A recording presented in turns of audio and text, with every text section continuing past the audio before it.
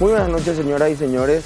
Siguiendo con nuestro ciclo de entrevistas a precandidatos a la presidencia de la República, tenemos el gusto de compartir esta noche con una persona que tiene una vasta trayectoria política. Ha sido senador, ha sido presidente del Congreso Nacional, se ha desempeñado en la profesión de abogado y también ha abrazado la literatura como una actividad, yo diría, profesional.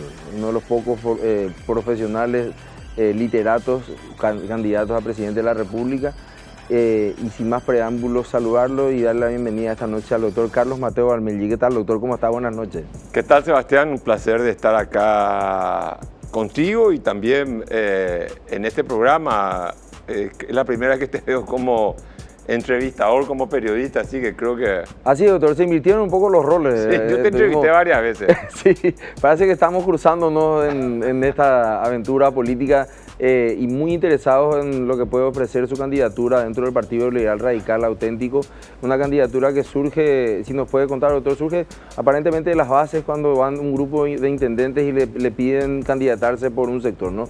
Sí, yo estaba con otros ciudadanos, estábamos impulsando una oferta electoral que tuviera otras características. Y luego sucedió lo que sucedió, un grupo grande de intendentes del Departamento Central. El partido tiene 13 intendentes en el Departamento Central, 11 de ellos apoyan mi candidatura, 11 de 13. Y vinieron a solicitarme que yo, digamos, sea candidato, pero por dentro del Partido Liberal, pensando que el partido es una herramienta insustituible para el día de las elecciones, en este caso las elecciones de abril del 2018. Así que acepté eso, llegamos a un acuerdo, yo planteé una base programática que para mí es de fundamental importancia, y que tiene 5 puntos. Y bueno, a partir de eso empezamos a trabajar. Y hoy estamos trabajando con mucho esfuerzo, con mucha tenacidad, reconociendo que hay muchas adversidades en el camino, desde el punto de vista electoral estoy hablando, pero muy optimista, pensando que podemos ganar estas elecciones internas y también las elecciones nacionales. Su visión, o su figura, su aparición dentro del Partido Liberal se asocia directamente con la idea de fuerza de unidad, que ha sido la palabra que más ha utilizado quizá en toda esta campaña. ¿Es realizable después de las últimas reuniones que ha llevado adelante con el presidente del partido, después de las desavenencias que han tenido con respecto a la conformación del Tribunal Electoral? Creo que gran parte de la ciudadanía cifra siempre sus esperanzas en una unidad del Partido Liberal, doctor. ¿Cree usted que eso puede ser posible? Mira, Sebastián, yo creo que la unidad del partido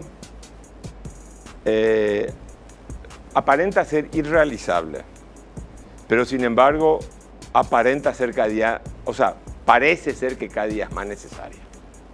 La unidad del partido es necesaria. Realizar la unidad del partido hoy se está volviendo dificultosa.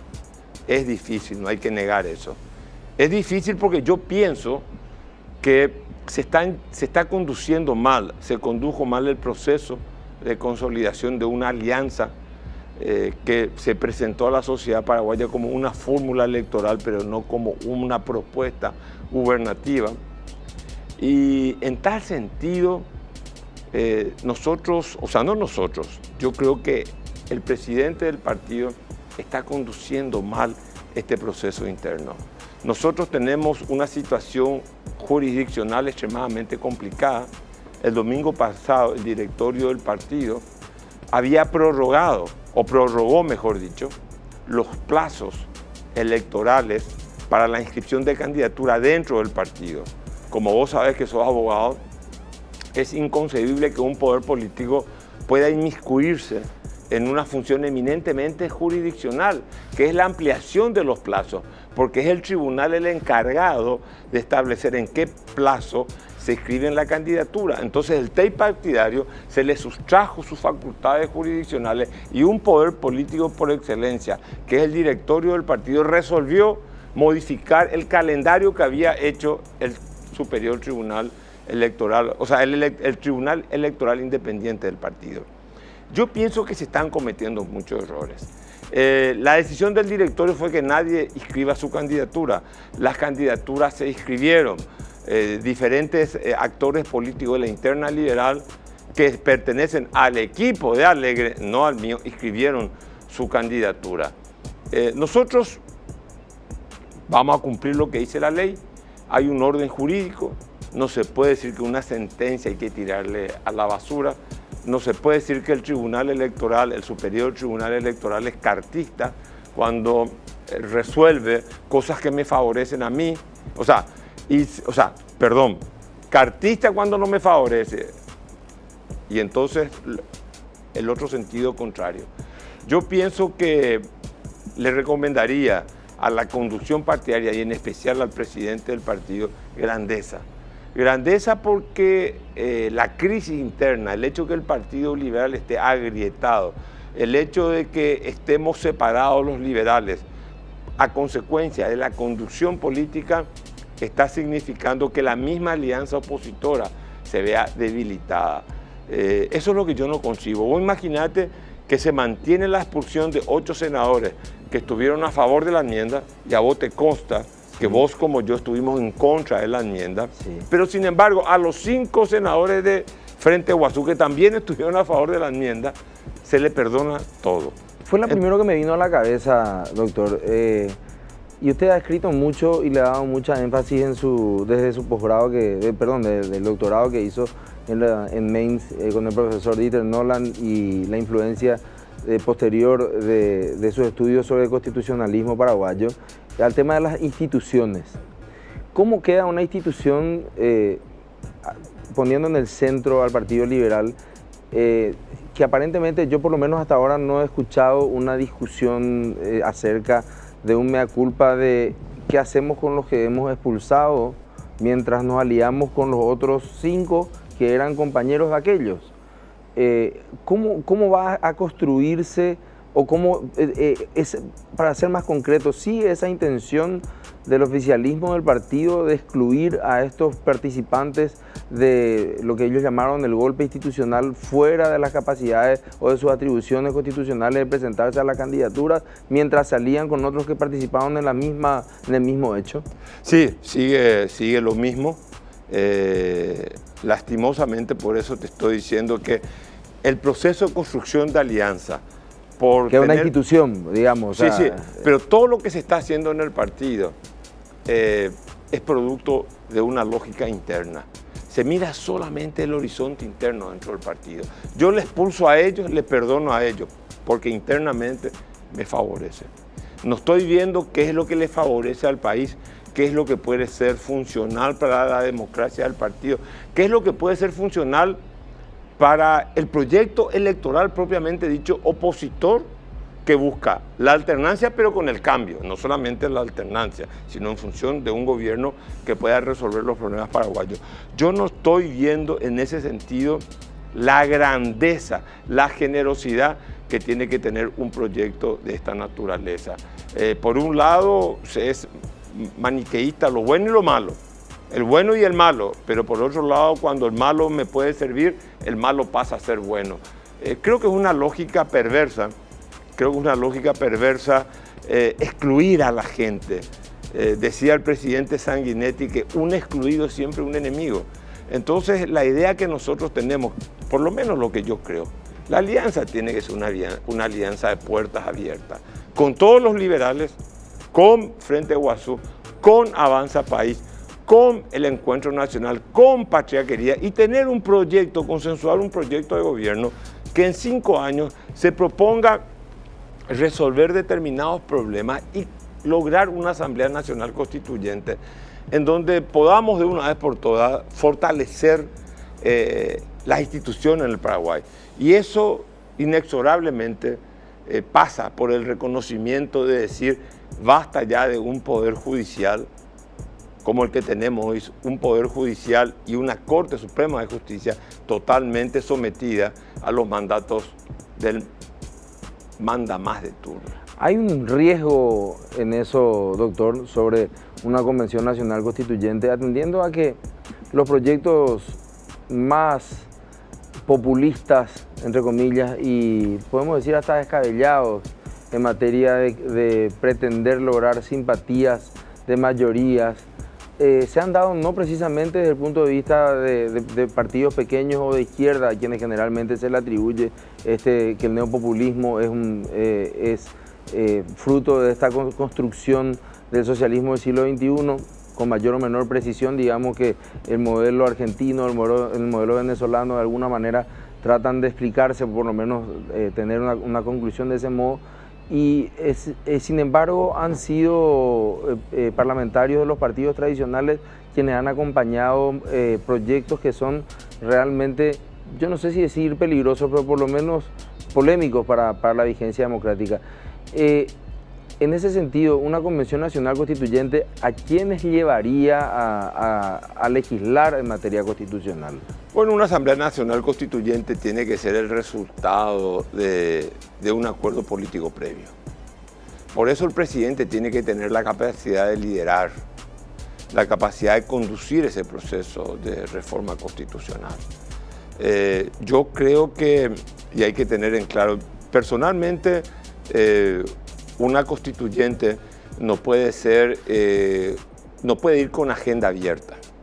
La constituyente tiene que tener determinados temas y uno de ellos es el Poder Judicial. Yo estoy muy preocupado por el Poder Judicial. En tal sentido, el populismo va a venir con o sin constituyente. Yo no creo que la constituyente abra las puertas al populismo. Yo creo que ya tenemos una constitución que tiene una carta social de derechos muy amplia, más amplia que todas las que tuvimos anteriormente. No sé qué más se puede ampliar, no sé qué más se le puede poner que tenga lógica jurídica y lógica constitucional. Me temo que nada más. Lo que me temo que si nosotros no llegamos a tener las herramientas para depurar el Poder Judicial, vamos a tener cada día más populismo. No vamos a tener la inversión extranjera de la cual nos queremos jactar. Es muy difícil la inversión extranjera cuando tenemos un poder judicial tan deteriorado desde el punto de vista institucional. Por ello yo creo que nosotros necesitamos una constituyente para relanzar un acuerdo político, para relanzar el contrato político de la sociedad paraguaya. Porque hay cosas que sí vamos a tener que encarar, que es, por ejemplo, darle un mayor contenido social a las políticas económicas. ¿Por qué razón? Porque el populismo, por sobre todas las cosas, tiene su origen en la insatisfacción de la democracia. Hay una democracia de mucha gente insatisfecha, de mucha gente que tiene problemas sociales, de mucha gente que no puede llegar a fin de mes, de mucha gente que no tiene trabajo. Necesitamos generar 200.000 puestos de trabajo al año y estamos generando apenas 60.000, 70.000 puestos de trabajo. Tenemos un crecimiento económico estable que en una década nos llega a 4 puntos del Producto Interno Bruto. Este año vamos a tener 3,9. O sea, yo creo que hay que hacer una serie de reformas, pero asimismo hay que empezar a entender que el Paraguay social, que en este caso es el Paraguay de la pobreza, no se puede esconder bajo la alfombra. Creo que es el momento de un liderazgo que tenga la capacidad de reordenar el sector público para que el sector público pueda efectuar las políticas sociales que se propone. Hoy tenemos un poder público que es incapaz de efectuar políticas sociales. Las políticas sociales que el poder público, el poder político se propone realizar, terminan todas en corruptelas. Yo recorro y estoy viendo las chacras de muchos pequeños agricultores, lo abandonada que está la agricultura familiar campesina. Me sorprende que pregunto, la extensión agraria, agrícola del Ministerio de Agricultura, ustedes reciben transferencia de conocimiento, ustedes reciben como conocimiento para realizar un riego a goteo, ustedes reciben las medias sombras, ustedes reciben el conocimiento, o sea, la transferencia de conocimiento para tratar la tierra con mayor, digamos, capacidad de que sea más fértil, de fertilizar la tierra, de hacer que la producción aumente por un tema técnico. Tenemos una agricultura familiar campesina que la manera de trabajar de nuestros campesinos desde el punto de vista tecnológico sigue siendo de hace varios siglos. Entonces hay una ausencia que tanto se repite, la ausencia del Estado. Aquí lo que hay es un Estado incapaz de poder realizar políticas públicas que tengan un impacto social. A mí me preocupa mucho eso, Sebastián, la situación que estoy viendo en el Paraguay desde el punto de vista social. Ustedes han escuchado, señoras y señores, de la boca del precandidato el doctor Carlos Mateo Valmelli, la necesidad de hacer un pacto constitutivo, de refundar un pacto constitutivo que se centre principalmente en una nueva Corte Suprema de Justicia y por ende en un nuevo sistema de justicia. Pero no se vayan porque las preguntas van más allá. Vamos a empezar a tocar temas de su vida personal, temas de su inspiración para la literatura. Después de la pausa, por favor no se vayan.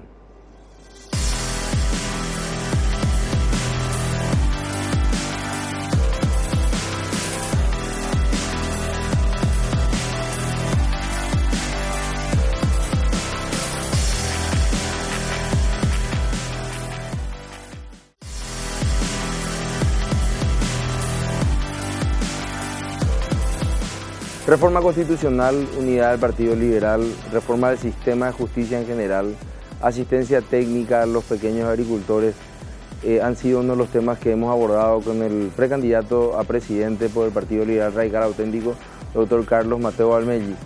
Ahora, doctor, me gustaría entrar en el ámbito de cómo te tomaron, cómo te agarró este pedido de candidatura, sabiendo que estabas terminando tu último libro, Tamarindo. Sí.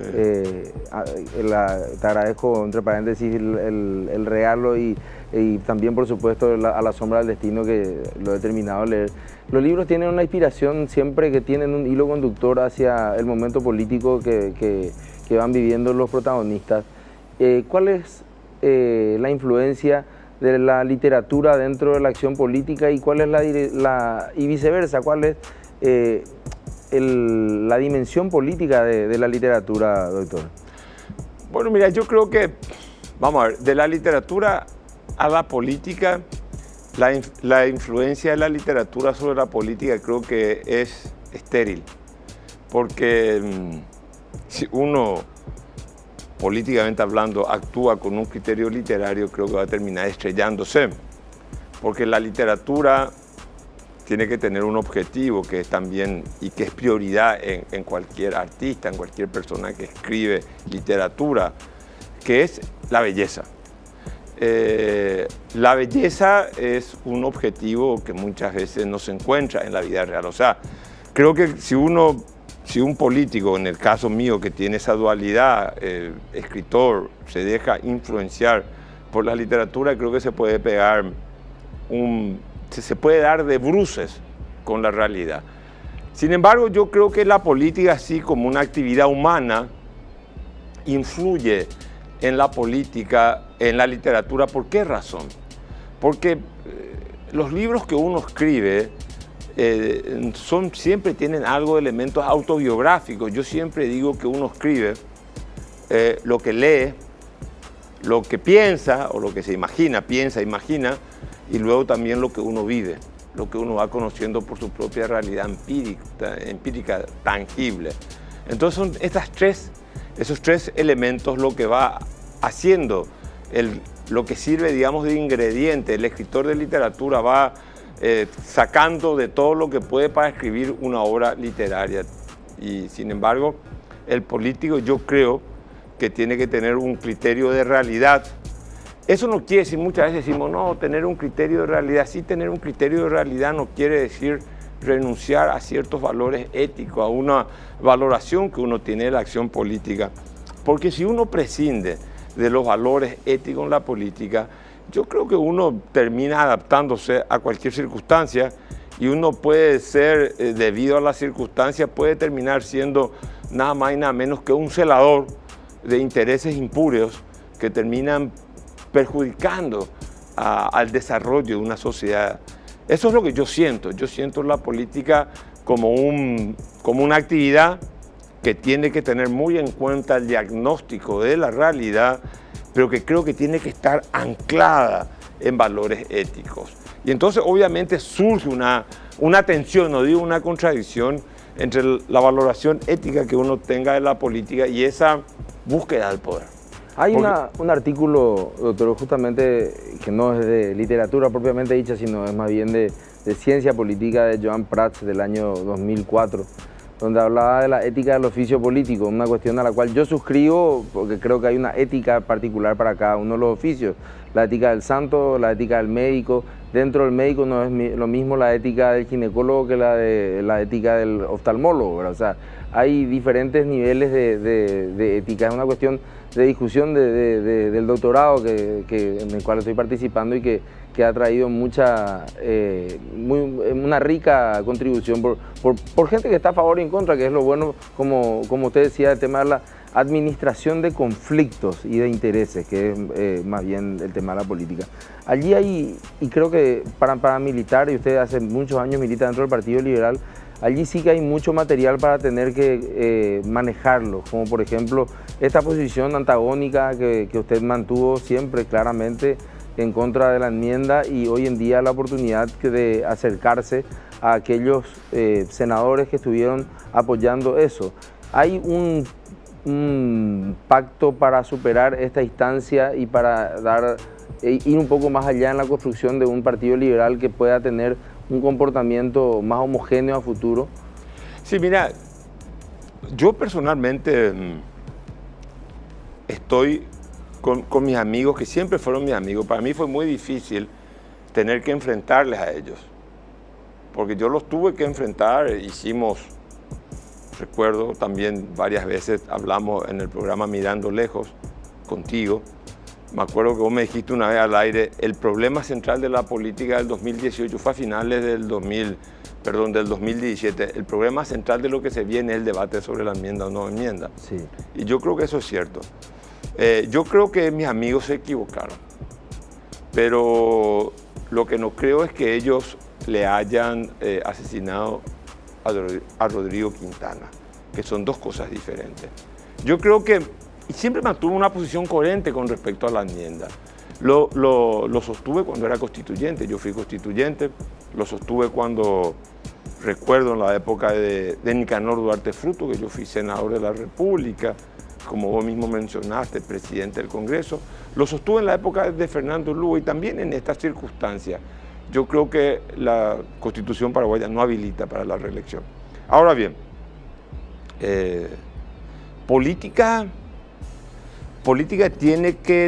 la acción política tiene que tener, para que sea fructífera, exitosa, para lograr un objetivo, tiene que tener la posibilidad de ser viable.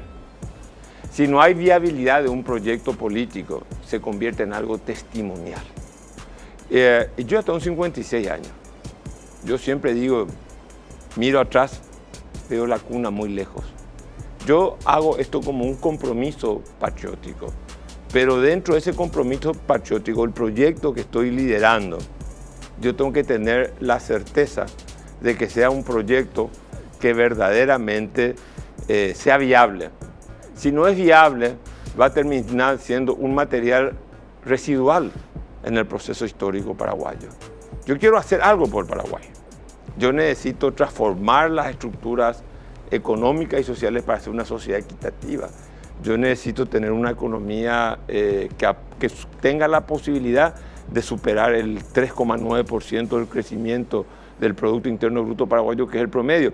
Yo quiero dotarle al Paraguay de instituciones robustecidas, en donde la gente, cuando Carlos Mateo termine su mandato, nos acuerde de él, Quizás no sea necesario que la gente sepa quién fue el presidente del 2018 al 2023, pero lo importante es que la gente se sienta amparada por una justicia independiente.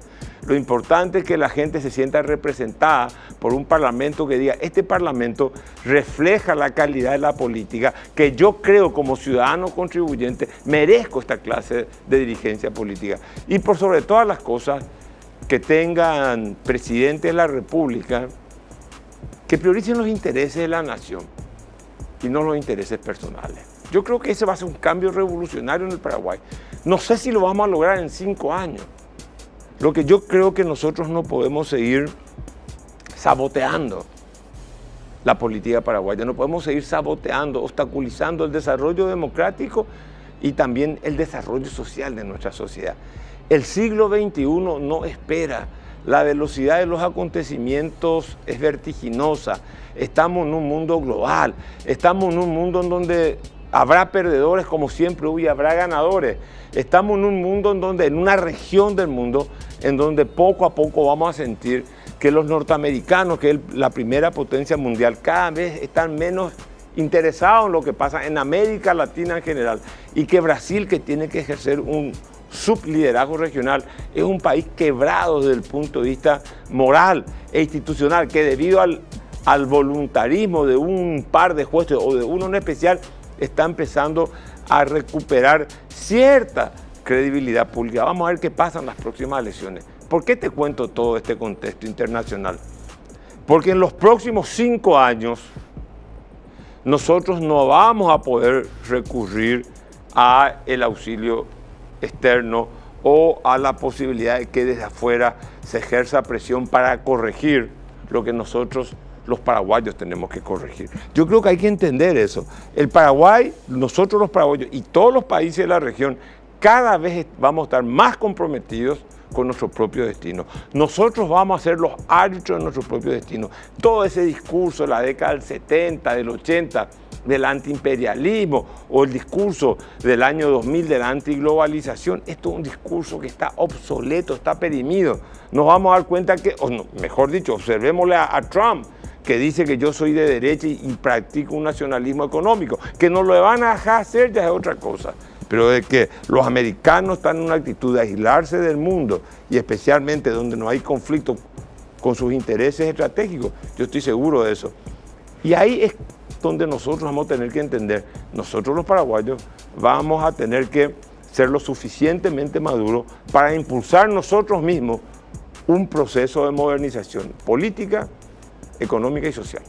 Hay una frase también de otro latinoamericanista muy importante, apuntando a este tema de literatura y política, que a mí particularmente me interesa, y estoy seguro que a mucha gente también, que es el profesor Manuel Alcántara, cuando habla, dice, la complejidad a la hora de definir y de aceptar la figura del profesional de la política es de sobra conocida, dice. En el universo de la literatura se dice que solo los traductores son los únicos profesionales de la escritura, o que escribir profesionalmente es escribir para publicar. El resto queda envuelto en una nebulosa, dice. Al igual que se hace desde la ciencia política con respecto a los políticos, no deja de existir la exploración de un cálculo que intente medir el umbral de la profesionalización de los escritores. Acaba de abordar, quizá en el siguiente bloque vamos a darle un mayor énfasis a este capítulo en especial, en los próximos 5 años que probablemente se conviertan en el futuro o en el próximo siglo del Paraguay, en cuanto a las relaciones bilaterales, específicamente con el Brasil, y por supuesto en una medida muy importante, pero un poco menor, con la Argentina y los proyectos que tenemos en conjunto. ¿Hay espacio para pintar, para describir o para escribir una historia en la cual el Paraguay pueda llevarse una parte importante de socio y no, como siempre, conformarnos con la sobra de las negociaciones o con las malas negociaciones a las que nos han tenido acostumbrados antes, doctor? Bueno, mira, yo creo que ese es un punto central para nosotros, y ese es uno de los 5 puntos de mi plataforma programática de gobierno, la renegociación de Itaipú, del anexo C. Ese es un tema muy delicado. Y te digo que es muy delicado por la complejidad del tema y lo controvertido que es. Pero aparte de eso, porque nosotros vamos a negociar con un Brasil que no va a tener un líder político hegemónico. el Brasil de Lula reconocía un liderazgo político, que era el de Lula. Y Lula, recuerdo cuando yo estaba en la Itaipú, apoyó mucho, más allá de los argumentos y todo lo que nosotros tuvimos que hacer para lograr ese aumento del precio de la energía cedida, que Paraguay no consume y consume Brasil, fue muy importante, pero la presencia de Lula fue clave. Hoy Brasil no tiene liderazgo y no creo que lo tenga de aquí al 2023, que vence el anexo C. Nosotros tenemos que empezar a negociar el 16 de agosto. Ya hubiéramos tenido que empezar, no lo hicimos. ¿Por qué razón? Porque nosotros tenemos que ver que la negociación con Brasil debe de servirnos como plataforma para lograr una integración energética a nivel regional con la Argentina, con el Brasil, con el Paraguay y, por qué no, con el Uruguay. Hoy en día las integraciones energéticas son todas emergenciales, de acuerdo a la emergencia del momento. Sin embargo, pienso yo que esta negociación con Brasil, aparte de que nosotros tenemos que arreglar las cuestiones bilaterales que están dentro del Tratado de Itaipú, porque la Itaipú paga todo su pasivo financiero y el anexo C, que habla de las bases financieras de la Itaipú, queda obsoleto porque el 60% de ese pasivo se diluye, se evapora. Nosotros tenemos que plantearle a los brasileños la necesidad, por eso nos va a nosotros autonomía del consumo de nuestra energía, plantearle, hablemos con la Argentina, hablemos con Brasil y logremos verdaderamente una integración energética a nivel regional. Nosotros estamos integrados con el Brasil en la producción de energía a través de la generación Itaipú. Bueno, hagámoslo en la distribución, sería de fundamental importancia. Dejémoslo ahí, doctor, porque nos queda un bloque más y quiero apuntar específicamente con usted sobre este tema. Les quiero comentar algo. Aquí estuvimos hablando desde la ética hasta el realismo, el término medio entre estos dos extremos, la posibilidad de conciliarlos y la posibilidad de escribir un futuro mejor para el Paraguay y para los próximos 100 años, para el próximo siglo a partir de este próximo quinquenio. Imagínense la importancia de lo que va a ser su voto, señor televidente, señora televidente, el próximo abril, empecemos ya por el 17 de diciembre en las internas y el presupuesto en abril del 2018. Pero quédense porque nos queda un bloque más con el doctor Carlos Mateo Valmelli. No se vayan, luego de la pausa encaramos esta última parte de este quinquenio y cuáles serían las prioridades que el Paraguay debería seguir.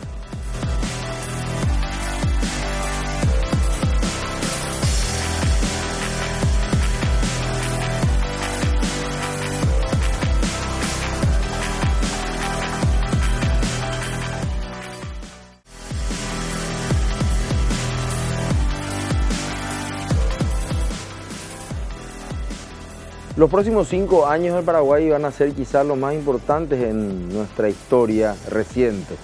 ¿Por qué? Porque en el año 2023 tenemos la posibilidad de ser no sé si por primera vez, pero por una de las únicas veces, fijadores de precios y no tomadores de precios del bien más preciado en la humanidad, en esta posmodernidad que es la energía eléctrica. El doctor Carlos Mateo Valmelli nos acompaña esta noche, fue director de la entidad binacional Itaipú, director paraguayo, y ha conocido los tejes y manejes de lo que dentro de la cocina de las negociaciones políticas y diplomáticas, aparte de haber sido vicecanciller, se tiene o se podría esperar de Brasil. Doctor, ¿qué nos espera con respecto a este tema? Poco y nada se ha hablado hasta ahora. Me permito hacer un disparador. ¿Se nota la mano del Brasil aquí como para que no se hable de esto en la política paraguaya? No. Yo creo que los países pequeños, hay un debate en las relaciones internacionales a saber si es que los países pequeños pueden o no tener política exterior. Y obviamente la conclusión es que los países pequeños también pueden tener política exterior. Caso concreto, Suiza, un país pequeño pero que tiene política exterior, o en su época Holanda, Bélgica, digamos, son países pequeños que siempre tuvieron política exterior. Así que los países pequeños pueden tener, Uruguay a nivel regional, país pequeño, más pequeño que nosotros, pero siempre con una política exterior y sus intereses bien establecidos. En el caso paraguayo, el problema no es el Brasil, nosotros tenemos margen de maniobra suficiente para plantear la negociación con Brasil, independientemente de que está establecido en el mismo tratado, que cuando sea abril del 23 y esté pagada toda la deuda, todo el pasivo de la binacional, hay que renegociar el anexo C. ¿Qué quiere decir esto? El tratado puede ser renegociado en cualquier momento si las dos partes quieren. El anexo C requiere de dos condiciones, es una cosa diferente. Nosotros tenemos capacidad de maniobra, tenemos capacidad de poder, digamos, hacer muchas cosas con respecto a la negociación de Itaipú. Y esto es un tema muy importante lo que voy a decir. Va a ser un fracaso de la política exterior paraguaya que nosotros empecemos a negociar en abril del 23.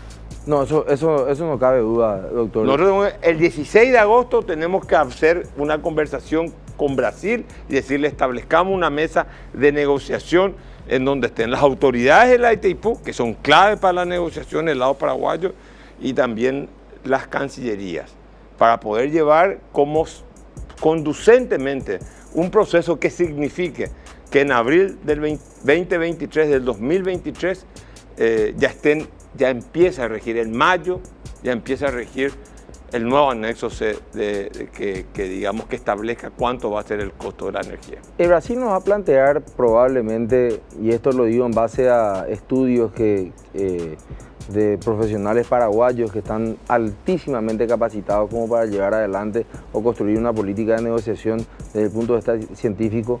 El Brasil puede ser nos plantee la quita o la modificación de la tarifa, la reducción de la tarifa en un 60%, doctor.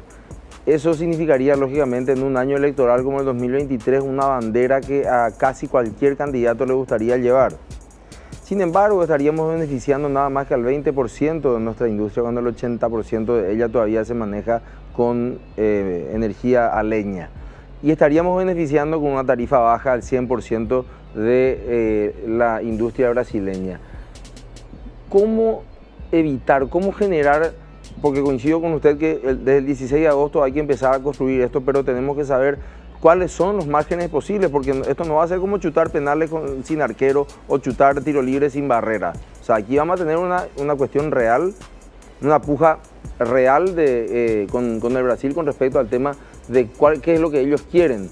¿Qué hacemos si es que surge una propuesta tan tentadora en términos del punto de vista electoral en estos 5 años? Mira, en primer término, Sebastián, eso es inaceptable para nosotros. Nosotros tenemos que apostar a un precio justo por la energía, como dice el tratado. Si el 60% desaparece de un costo de producción, no quiere decir que el precio tenga que bajar. Bajar el precio de la energía de Itaipú es digamos, una visión equivocada. Pero aparte de ello, nosotros tenemos otro problema que sí es de fundamental importancia. Nosotros tenemos la ANDE, que sigue siendo un problema para nosotros los paraguayos, por lo menos la lógica con la que se maneja la ANDE. Vos acabás de decir, la industria paraguaya, digamos, en la matriz energética del Paraguay, el 50% de biomasa, o sea, madera, todo lo que provenga, digamos, de la naturaleza, excrementos de los animales, etcétera, etcétera. El 50% de biomasa, la energía eléctrica ya el 18, 19%, es mínima la incidencia comparando con la biomasa.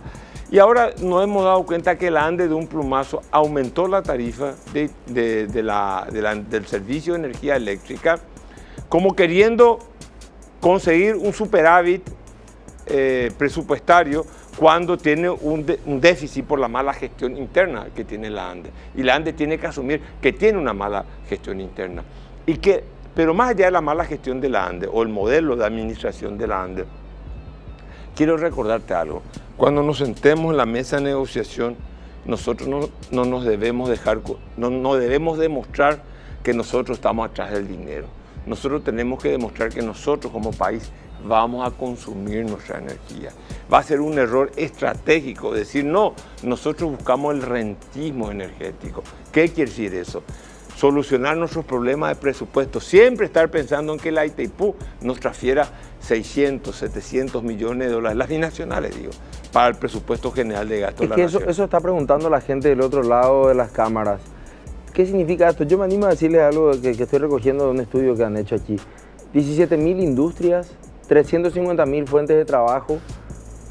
No hablemos tanto de kilowatts, no hablemos tanto de energía propiamente dicha. Hablemos de eso que usted acaba de señalar, doctor. O sea, estamos hablando de generación de fuentes de trabajo para paraguayos, para jóvenes. O sea, es muy importante lo que se viene. Reducir esto simplemente a una negociación más sería un pecado mortal para nosotros, ¿no? Claro, el problema es que nosotros los paraguayos tenemos que tener en claro algo. Rentismo energético, o sea, quitar la renta de Itaipú o energizar el país. Uno quiere decir, yo uso el consumo de la energía eléctrica, estiro de la Itaipú la energía eléctrica y la consumo. ¿Qué quiere decir esto? Generación de fuentes de trabajo. Lo otro quiere decir, yo quito la renta para pagar los gastos del Estado. Si vos me preguntás cuál de las dos lógicas es la correcta, yo te digo que es la segunda. Nosotros tenemos que generar puestos de trabajo. La verdadera justicia social, la sociedad equitativa, equilibrada desde el punto de vista social, es la que genera puestos de trabajo. El puesto de trabajo es lo que le da dignidad al hombre y a la mujer. Nosotros tenemos, y aparte de eso, nosotros tenemos que diversificar nuestra vocación económica. Y eso es muy fácil decirlo, pero cuesta hacerlo en un mundo en donde primero los países se están desindustrializando porque tenemos la competencia de China que trabaja o de la India y dentro de poco vamos a tener la de África. Entonces nosotros tenemos que tener una visión, nosotros tenemos que tener un alto consumo de energía eléctrica, por una energía renovable, una energía amigable, vamos a tener buen precio, tenemos que hacer las avenidas por las cuales podamos transmitir y traer la energía de la Itaipú a Asunción y a los centros de consumo, y tenemos que generar una política ya sea de prestación de servicios o industrial, que entienda que el Paraguay, aunque cueste lo que voy a decir, sea una plataforma global. Nosotros los paraguayos, todos los que hagamos los paraguayos de aquí en adelante, tenemos que pensar con un criterio global. Ya no tenemos que pensar y decir, no, esto es un producto para el barrio, porque te van a entrar por las ventanas, por las puertas, por cualquier otro lugar, los productos chinos, los productos de la India, los productos que, digamos, van a dificultar que nosotros consolidemos un parque industrial o nos consolidemos como un país prestador de servicios. Yo creo que nosotros hemos avanzado desde el punto de vista global en la producción de la agricultura mecanizada, en la producción de la ganadería y en tercer lugar en la producción de la energía. En el resto tenemos que facilitar, hacer todo lo posible para que nuestra sociedad preste servicios o produzca bienes, pero con un criterio global. Y eso no es tan fácil como se dice. Hay que tener las bases económicas, las bases sociales, la educación. Tenemos que tener la salud para hacer todo eso. Y eso nos va a llevar 5 años. No. Carlos Mateo quiere darle inicio a ese conjunto de reformas que el Paraguay necesita. Y después que venga otra persona y que continúe con estas reformas y en 10 años, 15 años tener un país que mantenga un crecimiento sostenible, que mantenga una permanente calificación de su mano de obra, que mantenga un consumo de energía eléctrica o que busquemos otra fuente alternativa de energía eléctrica, como puede ser la solar, como puede ser la eólica, y en todo caso dentro de este mercado energético del cual yo te hablé, de integración energética, digamos, bueno, entonces no consumimos la energía de Itaipú, no consumimos Yacyretá, o consumimos más de Itaipú, que es más barata que Yacyretá, y creamos otra fuente generadora. Yo me opongo a aquellos que dicen que el Paraguay no necesita fuentes de generación de energía. No, yo le digo, doctor, acá los más optimistas nos dan hasta el 2030 que nuestra curva de demanda alcance nuestra capacidad, de nuestra disponibilidad de energía. Los más pesimistas hablan del 2026. Y este es un tema central el que usted acaba de señalar. No hemos desarrollado en estos 4 años de este gobierno, concretamente antes tampoco lo hemos hecho, energías alternativas a la hidroeléctrica. No No tenemos parques eólicos como lo tiene el Uruguay, no tenemos parques de energía fotovoltaica, teniendo un Chaco paraguayo que tiene 300 días de sol aproximadamente. ¿Para cuándo esas cosas? Hemos perdido el tiempo en estos 4 años. ¿Qué es lo que nos ha funcionado en la gestión de la Itaipú en estos 4 años que usted pudo analizar habiendo estado al frente de esa institución? Bueno, no tenemos un Ministerio de Energía. Y cuando tenemos un secretario, subsecretario de Energía, no le prestamos atención. Hay que poner un ministro de Energía, no sé si crear un ministerio, un viceministro de Energía que se llame de Energía Renovable, si vos querés, pero que tenga personalidad y carácter. O sin estas cosas no se van a llevar adelante. Y el presidente de la República tiene que estar muy comprometido. Vos fijate que cuando yo estaba en la Itaipú parecía una utopía, que iban a haber autos que eran, digamos, que se podían trasladar, que podían moverse con energía eléctrica. Hoy ya es una realidad. Dentro de 10 años, quizás la mayoría de los autos que estén siendo conducidos en los países en desarrollo o en China van a ser autos eléctricos. Entonces el mundo va a pasos agigantados y nosotros todavía no nos hemos despertado a esta nueva realidad. Y esto es lamentable porque esto termina teniendo consecuencias sociales para la gente más vulnerable. Nosotros tenemos que ser un país progresista, que progrese, que acepte los desafíos del futuro. A tal efecto, yo creo que no creo que nosotros podamos tan rápido. Hoy estamos consumiendo 1,5 turbinas. Tendríamos que crecer de una manera increíble para llegar a consumir toda la energía de Itaipú. Por eso que yo creo que la ANDE y otros organismos, otros actores del sector público, no les preocupa la reforma que se deben hacer, porque saben que todavía tenemos, digamos, el resto. Pero nosotros tenemos que pensar en todo el país y, como dije anteriormente, generemos energía hidráulica. Tenemos más de 1000 megawatts que tenemos que todavía en ríos interiores. Se puede hacer más de acuerdo a la inversión que se haga. Hay que saber que eso cuesta dinero. Hay que saber que hay que facilitar la inversión privada. La inversión en aire, en energía eólica cuesta dinero. La solar también cuesta dinero. O sea, esto no es el consumo, la generación de energía cuesta dinero. La gente cree que es gratis, no, cuesta dinero generar energía. Cuesta dinero cortar un árbol para después hacer biomasa, o cuesta dinero recoger los excrementos de los animales para con eso poder hacer una combustión y generar energía. Eso cuesta dinero, trabajo, inversión, tecnología, por sobre todas las cosas, tecnología. No podemos nosotros pensar seguir creciendo económicamente y darle la espalda a la tecnología. La tecnología va a garantizar siempre que un producto tenga calidad y precio. Y el mundo global demanda calidad y precio. El 15 de agosto, para terminar esta interesantísima entrevista, doctor, situémonos en el 15 de agosto del 2018 y hagamos la suposición de que usted acaba de ganar las elecciones. ¿Cuáles van a ser los primeros 5 decretos que usted va a firmar como presidente de la República?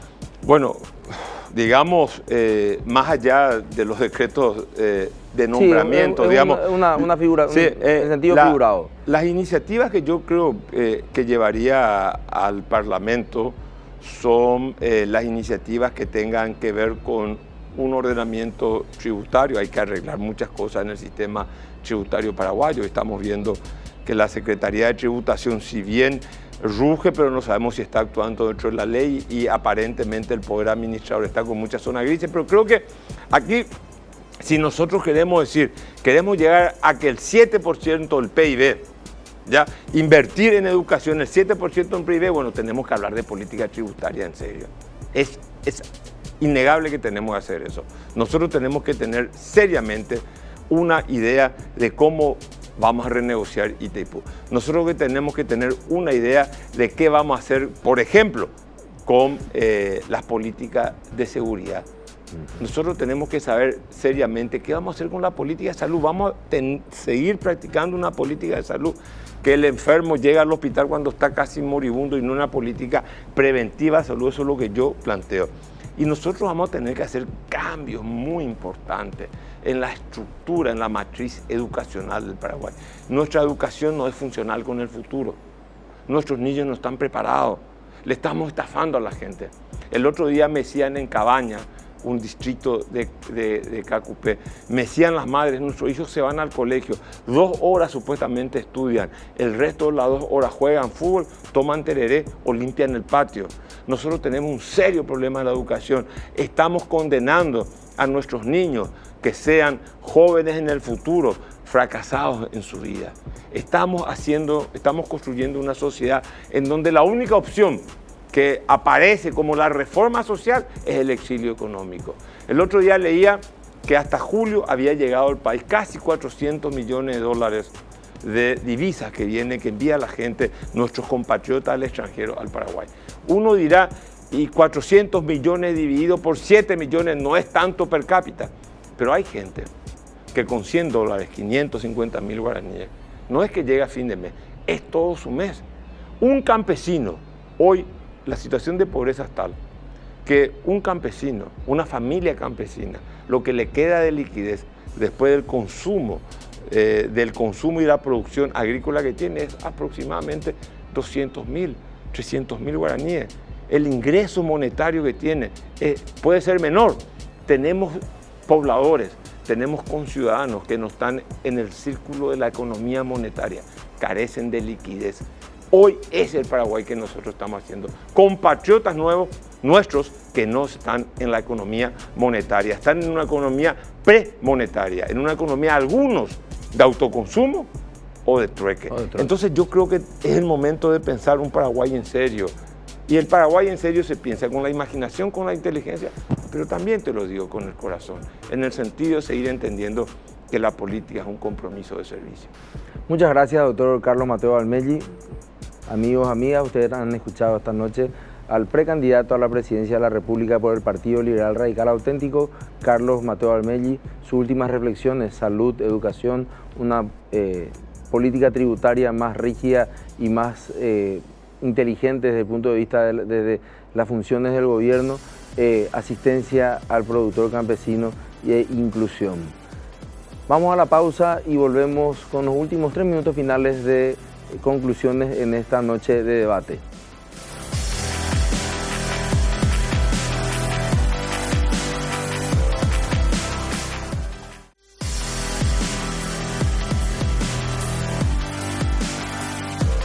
¿Qué va a pasar el 17 de diciembre en la interna liberal? Hoy escuchamos al doctor Carlos Mateo Valmelli hablar sobre su proyecto. Hizo mucho énfasis en el tema energético, un tema donde él se puede manejar con mucha sabiduría y conocimiento, ya que fue director de la Binacional Itaipú. También habló sobre el tema institucional del Partido Liberal, que es un tema que preocupa, ojo, no solamente al Partido Liberal, sino a toda la oposición. Es muy difícil, en términos reales, hablar de una eventual victoria de la oposición sin un Partido Liberal realmente unido. Y el Partido Liberal tiene 4 frentes en este momento, o sea, el grupo llanista que acompaña al doctor Carlos Mateo, el grupo del doctor Efraín Alegre y el grupo también del Frente Guazú que acompaña al doctor Alegre, porque si bien se han sacado fotos también con el doctor Carlos Mateo Valmelli, en realidad no hay una unidad, o han tenido mucho más sintonía con el grupo de Efraín Alegre, quien lo vamos a tener aquí en la próxima semana, hablando en debate con nosotros. Ahora, ¿qué es lo que nos espera dentro de las internas liberales? Es justamente la resolución de este conflicto. Si es que se puede superar, si es que el Partido Liberal puede superar ese fratricidio permanente que se tiene dentro de las internas. Si es que se puede elevar los niveles de participación por encima de un 60% y pueden realmente los liberales del país, quienes se sienten liberales, quienes se sienten opositores, participar de ese proceso. Si es que nosotros, la ciudadanía, vemos con temor lo que pueda ocurrir dentro de 3 o 4 años con respecto al tema de las negociaciones que tendremos con el Brasil y demás, depende mucho, ojo, de lo que pase hoy dentro de las internas de los partidos políticos. Porque si los partidos políticos no están unidos, si los partidos políticos no construyen consensos de base sobre los cuales puedan abrazarse, porque los abrazos no tienen que ser solamente por futuras victorias electorales, sino sobre consensos de base. Es muy difícil que la gente acompañe proyectos que sean realizables en materia de negociaciones internacionales que van a jugar el futuro del próximo siglo del Paraguay. Así que, estimadas amigas y estimados amigos, esta noche hemos visto a un candidato más, hemos conocido a un candidato más. No se pierdan la próxima semana, que estaremos con el otro candidato liberal, el doctor Efraín Alegre, y por supuesto después también con el doctor Martín Saneman, quien también se postula para la interna liberal, porque tenemos que conocerlos, tenemos que escucharlos y sobre todo tenemos que abrirle a usted las puertas de sus campañas para que los conozcan y tomen decisiones importantes, para que participen el 17 de diciembre, para que vayan a votar en sus internas y por supuesto para que participen después el 22 de abril. Tengan ustedes muy buenas noches.